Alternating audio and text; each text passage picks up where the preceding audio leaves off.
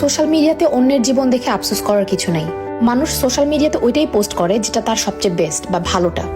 আর যারা বিদেশে থাকে তাদের সুন্দর ভিডিও বা ছবি দেখে কষ্ট পাওয়ার কিছু নাই, এটা মনে করার কিছু নাই যে তারা স্বর্গে থাকে।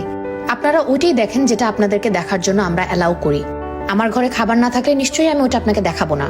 সারাদিন কাজ করার পর ক্ষুধা পেটে বাসায় আসার পর যখন কোনো খাবার থাকে না, রান্না করার পর আরো 2 ঘন্টা ওয়েট করতে হয় খাবারের জন্য, এই কষ্টটা শুধু তারাই বোঝে যারা বিদেশে থাকে। আর দেশে ওই প্রিন্সেসের জীবনটা ফেলে যখন মানুষ বিদেশে আসে তখনই বাস্তবতাটা হারে হারে টের পায়।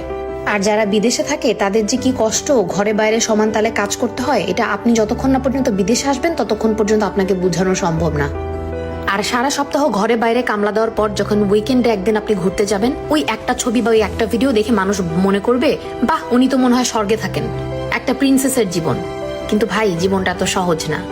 অবশ্যই ভালো আছি আলহামদুলিল্লাহ। আর আপনি তখনই ভালো থাকবেন যখন আপনি আপনার নিজের অবস্থান নিয়ে হ্যাপি থাকবেন। যাই হোক, আজকে রান্না করলাম আলু দিয়ে ডিমের তরকারি। যখন আমার বাসায় তেমন কোনো খাবার না থাকে আমি শর্টকাটে এই তরকারিটা রান্না করি। এটা আমার নানুর রেসিপি, আমার অনেক ফেভারিট। আলু আর ডিম একসাথে সেদ্ধ করে তারপর আলুগুলোকে মশলার সাথে কষিয়ে নিয়ে ডিমগুলো দিয়ে দিলেই